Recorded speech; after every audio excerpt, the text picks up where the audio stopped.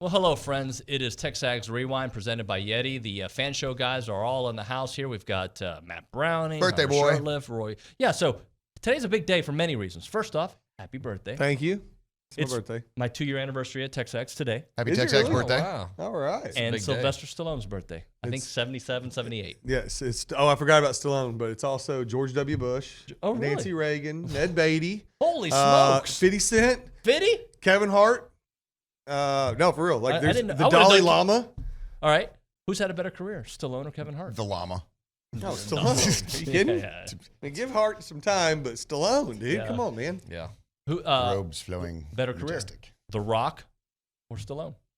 Stallone. Yeah, Stallone's still the best. He was Rambo and Rocky. I mean, Yeah, that's all you got to and, say. and over the top guy. Yeah, I mean, Nobody hey, Dwayne Johnson was named after Rocky. Well, Look, there's that. If you're not bringing up Cobra, we're not having this conversation. Cobra's fantastic. He really is a Fantastic. good one. Ah, so good. All right, cliffhanger. Did we like that? Tango and Cash. Good enough. Forgot about Tango and Cash. Yeah, It's that was classic. A good one. Yep. Favorite Stallone movie? Yeah, I mean, I'm going to go with Rocky, Rocky 2 4? or 3. Okay, 2 or 3, probably. I was 4. It's Cobra or Rocky 4. Rocky 4 is my favorite one, but the better movie is 1 and 2, right? They're better movies. It's just you feel better after 4. It is most decidedly not Throw Mama from the Train. No. Yeah. Or what was the other one? The old lady was in it. Stop or My Mom Will Shoot. Yeah, That's what it was. That's- Yeah. All right, so on the show today, we did talk football, by the way. Stephen McGee joined us. That was a fun segment. RQB1. Aaron Torres joined us as well. We did a Mississippi State preview. And these gentlemen were here to talk about, what are we talking about, 10 wins? Are we going to get it? Are we going to score another touchdown? We talked about cautious optimism. Yeah. And Aaron Murray. And, Aaron Murray. That and more here on the TexAgs Rewind. He doesn't care about the dollar amount that you're going to throw out there, although Texas is throwing out dollar amounts as well. I don't know. I just feel like people make comments sometimes just to rile up an audience, just to get people to like, comment, and come after you. Just stupidity. Yeah. I mean, it's that time of year when everybody says stuff that ultimately doesn't even matter, right? It's off season, it's slow, and it's you got to create headlines one way or the other. I get it. I mean, look, at the end of the day, Texas has had people get mad at me for saying this, but it's what makes the rivalry great. If Texas was a terrible football program, there would be no rivalry.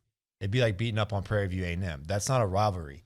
But because they have a history of excellence, they've won national championships, and they have the Texas brand and play in a state where football is important. They're going to have a strong program, even though they've struggled mightily for them, especially in the last decade plus. So I think that they will be back, and I think that's going to make this great. Now, to say that A&M will be considered the little brother, I don't know if I necessarily agree with that. I think we're hopefully on the re-emergence onto the national scene, or I guess the emergence, if you will, onto the national scene, and we're competitive. OB, do you agree or no?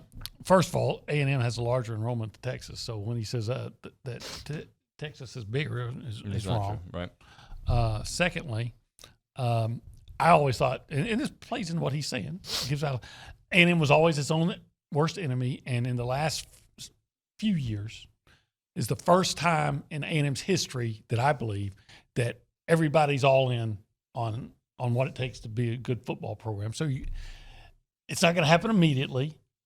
Shouldn't have had to step back that last year, but I think that A&M is still building, and it's not far away from breaking. I'm not saying they're going to win the national championship, but going to be a contender.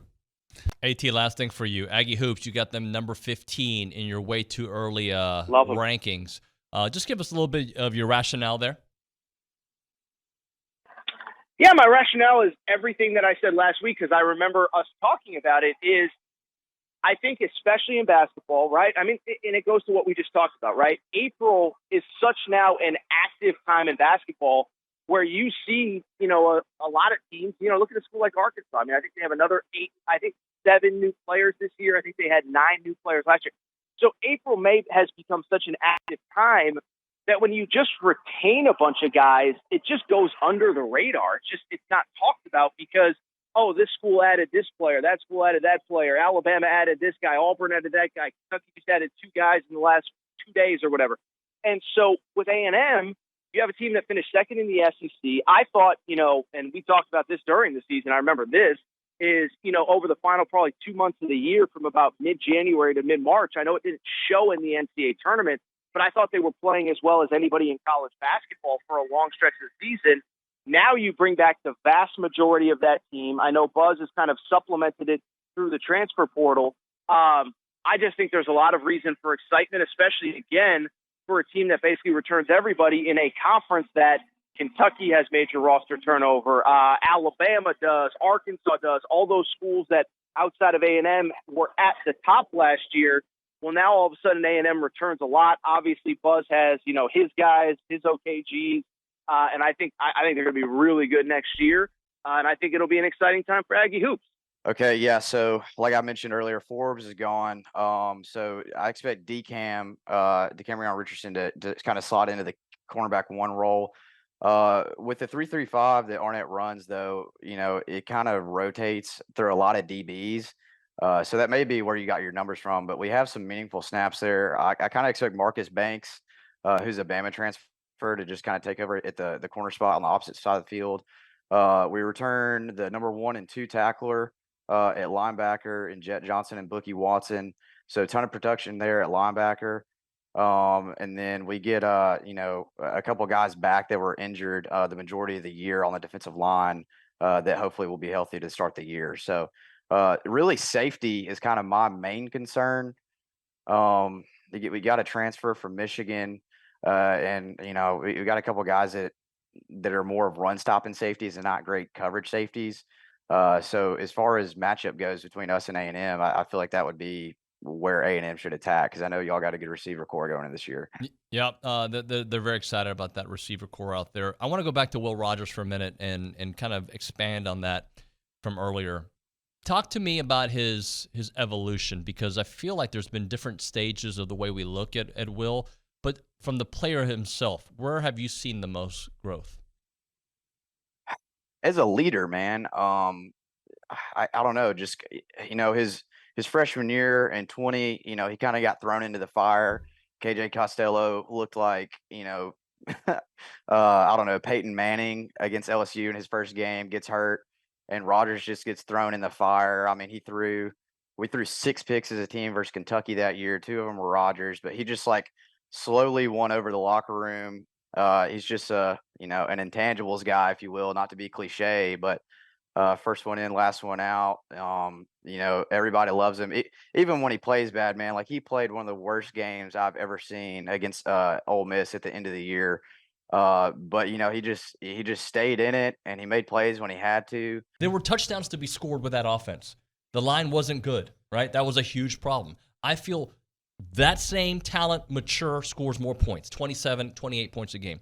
Throw in the Bobby Pacino factor and his success with offenses, recent success, I think it should be more than 30. Yeah, I mean, it was bad. Quarterback play was bad. Offensive line was bad. Right. There's so many things to improve on. Sounds like Petrino could be the key there.